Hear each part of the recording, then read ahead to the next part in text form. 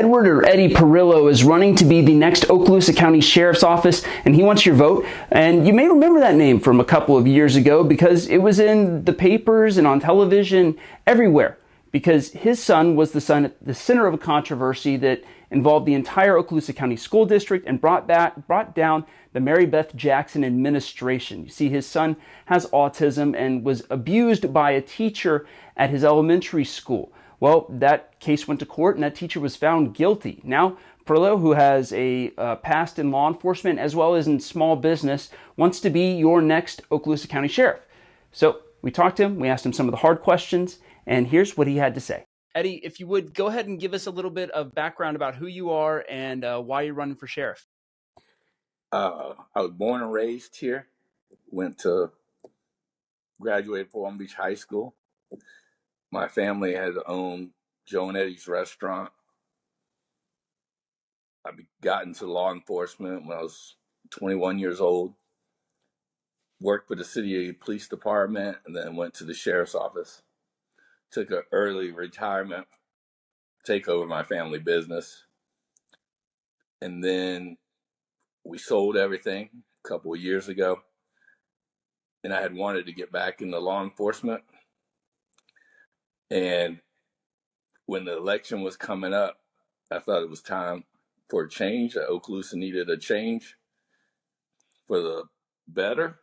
And so I decided to go into the sheriff's race. So when you say the sheriff's office needs to become better, what specifically are you looking at changing or improving? With the interaction with the public, but everything starts from the top down.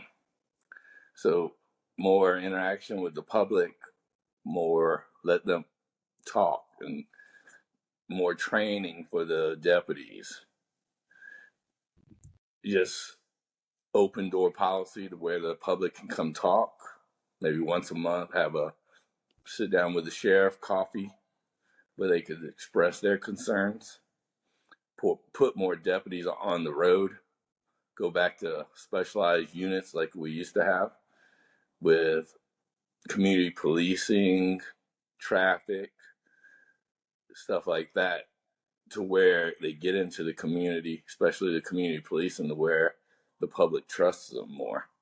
Instead of just deputy on the road going from call to call, they don't really have time to spend with the citizens in the neighborhoods and stuff to gain trust. Oh, gotcha. And so you kind of talked about how the deputies are going from call to call. Do you feel like that's a manpower issue? I believe I think there should be more deputies on the street. Yes, and more, go back to the specialized units also, instead of not having the specialized units. I can tell you I was a resource officer for 6 years before I took an early retirement, and which I love the resource officers. They need to be in schools. The school, it's very positive. Though the sheriff's office, their budget is a little over 50% for the school resource officers that they pay out when the state mandates the school district to pay for it and provides the school district money to pay for it. So if the sheriff's office wasn't, for some reason, or I don't know why they're paying that much money. I think it's like $3.4 million last year's budget, I believe, that if they wasn't paying that money to the school district, they could afford to put more deputies on the road, come back with more specialized units, and make it safer for the community. So in Eddie Perillo's sheriffdom, the idea would be to shift the costs over from the sheriff's office over to the school district in order to put more deputies on the road. Is that kind of more or less what you're saying? Yes, but the state's already funding them to pay for the resource officers 100%. So why aren't they? Um, Going to the next question that I think is probably one of the harder ones that we've been asking. The sheriff's office has had a couple of incidents in the last 6 months. The shooting of senior airman Roger Fortson, as well as what's kind of popularly become known as the Acorn incident. What do you attribute those incidents to, and do you feel that that is an isolated incident, or is it an indicator of something else? Well, I think there needs to be a lot more training and a lot more transparency when an incident happens towards the public. I hope they're isolated incidents, though there's been many other incidents that the public probably doesn't know about over the last year and a half.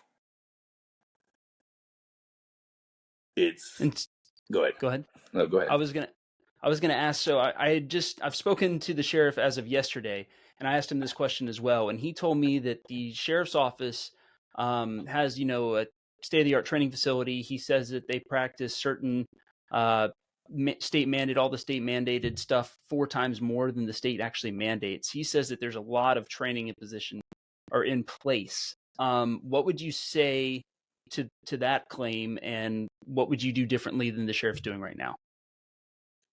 I would say that you speak to all the deputies that they say half the training has been cut out over the last few years, and that training center is hardly used by the Okaloosa County Sheriff's Office,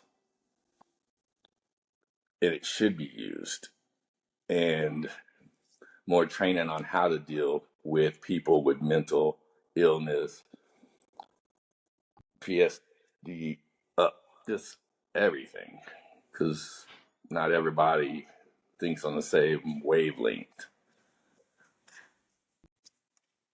What is the what are the goals for a Eddie Perillo administration as a sheriff for the term that you'd be elected for? So what do you want to have accomplished between election day and the next election day in 2028? More deputies on the street, more trust within the public, and more transparency of what actually occurs in these incidents, and letting the public know what's happening within the county and making everybody feel safe. Right now, the county doesn't feel safe, especially different populations of the county. Sorry. So again, what would you see as your goal to do differently? What would you do differently than the current administration has in order to be more transparent? What is that going to look like? To actually be transparent, not try to cover things up or try to smooth things over, just like the Fortson incident.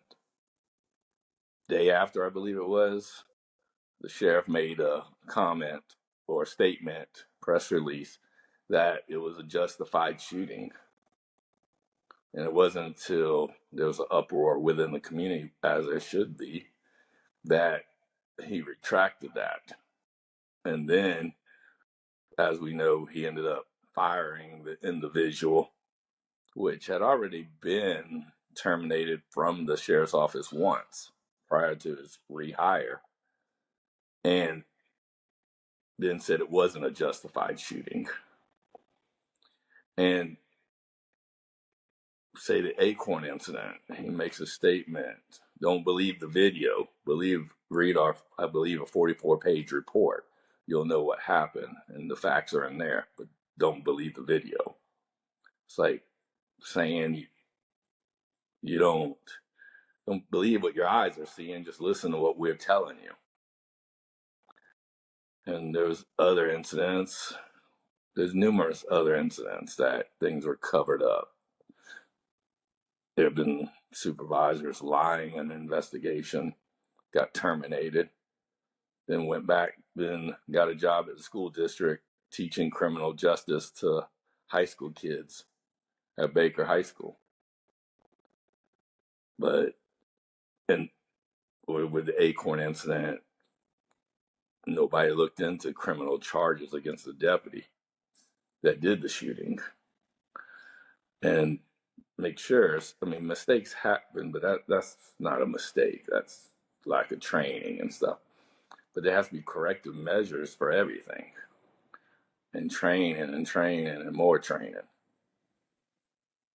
So would you have charged both of those deputies after the fact?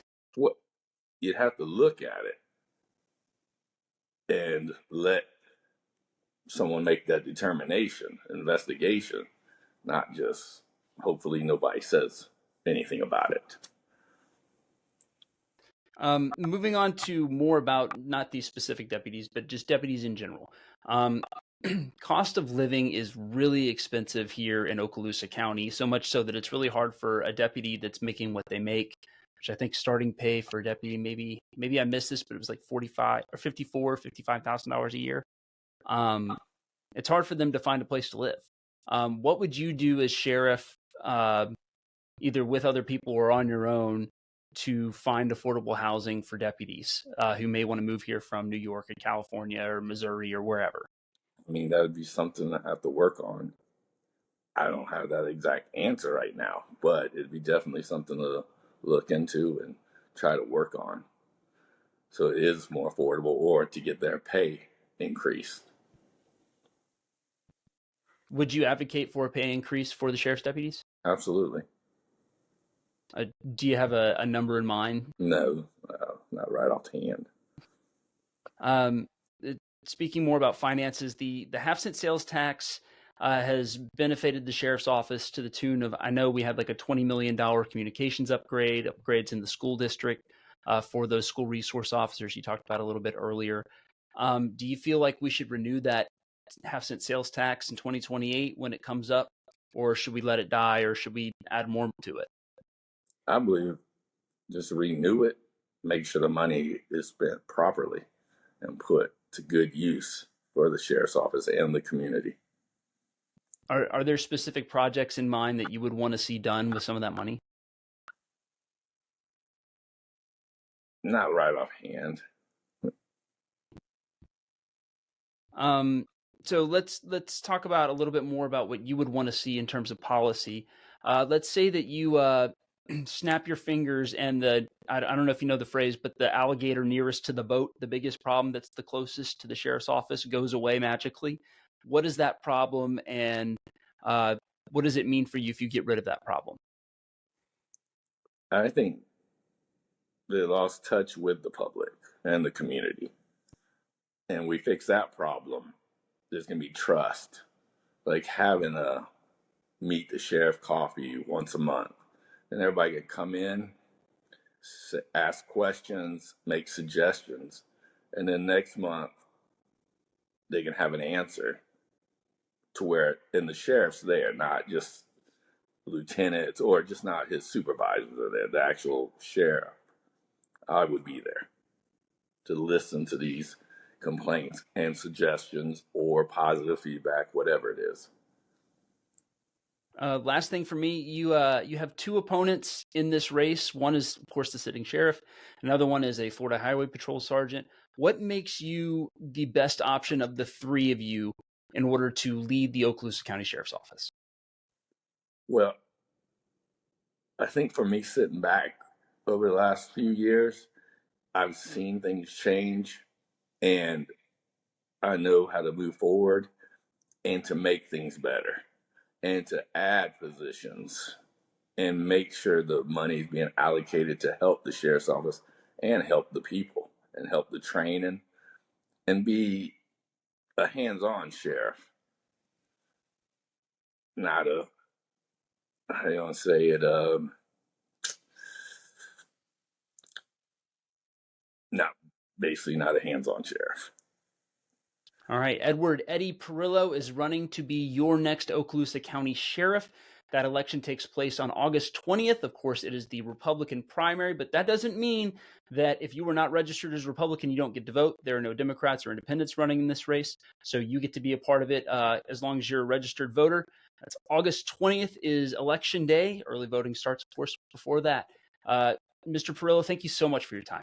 Thank you. All right. Have a good day. You too. Thank you, sir. Hitting that stop button.